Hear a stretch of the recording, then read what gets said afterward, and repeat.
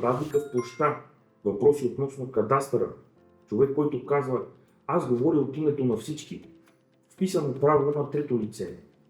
Това са сигнали, а не диагнози. Един такъв сигнал може да означава техническо несъответствие, друг може да означава реален правен спор. И точно тук започва голямата грешка. На различни проблеми се дава един и същ отговор. Първо отидете при адвокат. Или обратното. Нека първо получим оферта от строител, след това ще изясним останалото. И двете реакции могат да бъдат грешни. Може да спрете пътя към реален проект върху добър парцел заради технически или административен въпрос. Но може и да преговаряте за процентно обезщетение, срокове на изпълнение и имоти, докато още не е ясно кой има право да решава, какъв точно имот се разглежда или дали трето лице има право, което променя всичко. И тук говоря конкретно за собственик на парцел в София, който обмисля строителство срещу обезщетение и иска да стигне до реален проект и сериозна изпълнима оферта в началото. Затова въпросът не е просто юрист или строител. По-полезният въпрос е какво точно не знаем за парцела, има ли някакъв проблем, какъв вид е проблемът и пречи ли той да продължим към надежна оценка, реален проект и сериозна оферта към собственика. В това видео ще ви дам модел с 4 възможни крайни извода. Продължи, изясни конкретен въпрос, продължи под условие или още няма надежна основа за сериозна оферта за строителство срещу обезщетение. Тоест, не проверяваме парцела заради самата проверка. Проверяваме дали има достатъчно надежна основа как да продължим към проект и сериозна оферта. Първата стъпка не е да съберете всички възможни документи и сами да се превърнете в юрист. Първата стъпка е да разпознаете сигнала и да го класифицирате. Нека започнем с най-честият тип сигнал. Има разлика. Разлика в площта, разлика в границите, разлика между старо описание и текущ кадастрален идентификатор. Разлика между това, което собственикът смята, че притежава и това, което виждаме в отделните документи и регистри. Тук много хора правят една от две грешки. Първата е, щом има разлика, имотът е проблемен. Втората е, това е само техническа грешка, няма значение. И двете могат да са грешни. Едно несъответствие може да е техническо, геодезическо, кадастрално, административно или свързано с идентичността на имота. Но може да е сигнал, че има правен спор. Самият факт, че има разлика, не ви дава отговора. То ви дава въпрос.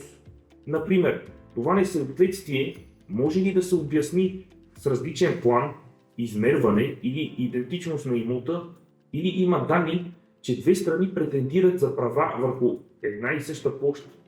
Това е полезен въпрос, защото ако проблемът е технически, въпросът може да бъде към геодезист, кадастър, административна процедура или конкретен документ за идентичност. Ако има реален спор, кой има право върху имота, пътят е друг. В реални процедури в София се срещат и двата типа ситуации.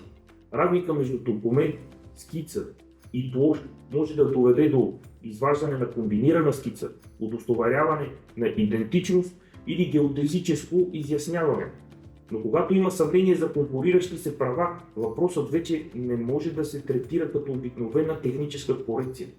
Затова първото голямо правило е: решете какъв точно е проблемът, разберете. Вторият тип сигнал е свързан не толкова с имота, колкото с хората около него. Някой казва: аз говоря от името на всички. Това може да е напълно нормално за първоначален разговор. В семейство или между съсобственици често един човек води комуникацията.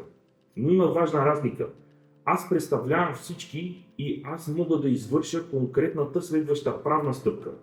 Полезният въпрос тук е: кой има право да направи точно следващата стъпка, за която говорим? За предварителен разговор може да е достатъчен контакт с един човек, за сериозна оферта, обвързващо решение или последваща правна стъпка може да са необходими повече хора. Третият тип сигнал е свързан с вписани права, тежести, ограничения, искове или позиция на трето лице. Тук една справка в имотния регистър е важен контролен слой, но не е универсален отговор. По-полезният въпрос не е просто чист ли е имота, а какво точно е вписано, какво удостоверява този документ и променя ли това реалният път към проект и оферта.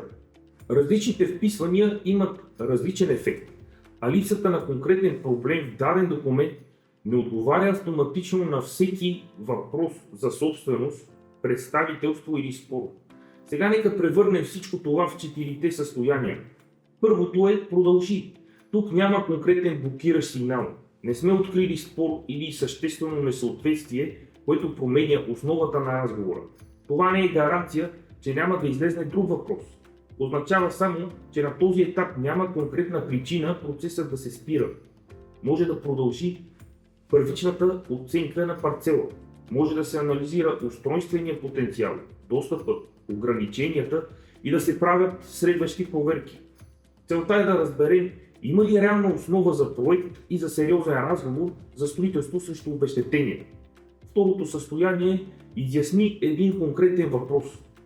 Тук има проблем, но той е определим. Например, кое точно не съвпада между старо описание и текущите данни? Нужна ли е комбинирана скица? Има ли въпрос за идентичност? Техническо ли е разминаването или има данни за конкуриращи се права? Когато въпросът е точен, може да се избере и правилният път за устраняване на проблема. Понякога трябва да ни помогне геодезист. Понякога трябва да се направи кадастрална или административна проверка. Понякога е нужен юрист. Не правим офертата върху предположение. Третото състояние е продължимо под условие. Тук също има съществена неизвестност, но вече знаем три неща. Кой точно отговор липсва, как ще бъде проверен и какво ще се промени при единия или другия резултат. Независимите части на анализа могат да продължат, а зависимите се държат като ясно обозначени сценарии. Може да се работи по сценарии. Може да се каже, тази оценка е валидна, само ако конкретният въпрос се потвърди по този начин. Четвъртото състояние е още няма надежна основа за оферта. Тук неизвестността вече не е просто един технически въпрос около имота. Тя атакува самата предпоставка, върху която строителят би трябвало да изчисли проекта и да даде сериозна оферта към собственика. Например, има реален спор кой има право върху имота. Има претенция, която засяга част от имота. Може да има предварителни разговори, може да има ориентировъчни сценарии, но не трябва една оферта за обезщетение да се представя като надежна, ако има сериозни неизяснени въпроси около правата върху имота. И точно тук първо може да трябва юрист, а не строител. Не защото юристът трябва да ръководи целият проект, а защото има конкретен правен въпрос, без чийто отговор строителят не може честно да стъпи върху сигурна основа. Това е разликата. Строителят може да анализира потенциала на парцела, може да гледа и да прецени какво реално може да се построи, може да мисли за продукта, строителството и икономиката на проекта. И на тази основа какво реално може да бъде предложено на собственика като обезщетение, но не трябва да решава спора за собственост. От друга страна, юристът също не трябва да получава целият процес с неясна задача. Формулираме точния въпрос. Изпращаме само този въпрос към правилният специалист, ако е необходимо. Получаваме конкретен отговор и връщаме отговора обратно към общата оценка на парцела, проекта и възможната оферта. Например, какво точно удостоверява този документ и какво остава неизяснено. Това вписване променя ли възможният път за конкретния проект или оферта. Това са въпроси, които могат да променят решение. И когато получите отговор, работата не свършва. Отговорът трябва да се върне към оценката на парцела и към основния въпрос. Вече можем ли надежно да продължим към проект и предложение за строителство срещу обезщетение? Ако имате парцел в София и обмисляте строителство срещу обезщетение, можете да ми изпратите чрез формата под видеото основната информация и наличните документи за имота.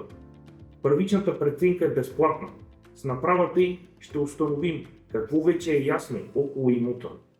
Кой е реалният блокиращ въпрос, ако има такъв? какво трябва да бъде изяснено и има ли достатъчно надежна основа да продължим към проект и сериозна оферта. Ако след първичната преценка е необходимо по-задълбочена правна, кадастрална или друга специализирана проверка, може да уточним точния и обхват, да координираме работата с подходящ специалист и да върнем заключението към оценката на парцела и следващото решение.